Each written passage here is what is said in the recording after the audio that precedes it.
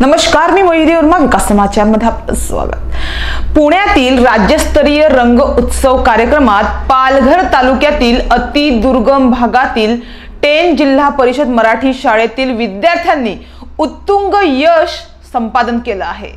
पुणे येथे यश संपादन करणारी पालघर जिल्ह्यातील ही पहिली शाळा आहे।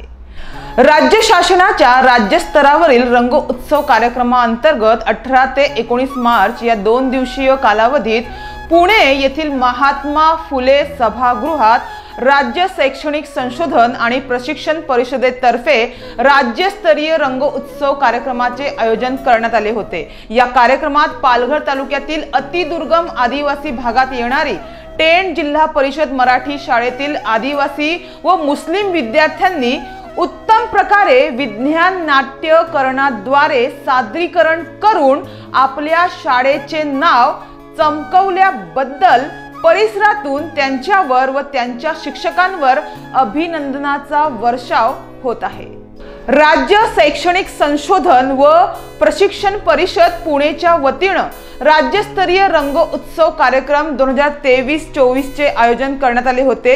या कार्यक्रमासाठी जिल्हा परिषद टेन मराठी शाळेतील तुषार अजय पाडेकर, अंजली रवींद्र भोपी, कुदशिहा अकबर खान, ईशान संतोष धानवा, अश्विनी बाबल्या भुयाळ, पौर्णिमा संतोष दळवी, अफान मोइनुद्दीन खान, अरहान मुस्तकीन खाटीक असे एकूण 8 विद्यार्थ्यांची निवड झाली होती। ते इयत्ता 7वी ते 8वी मध्ये आहेत। त्यांनी या स्पर्धेत भाग घेऊन आपल्या शाळेचं नाव उंचावलं आहे।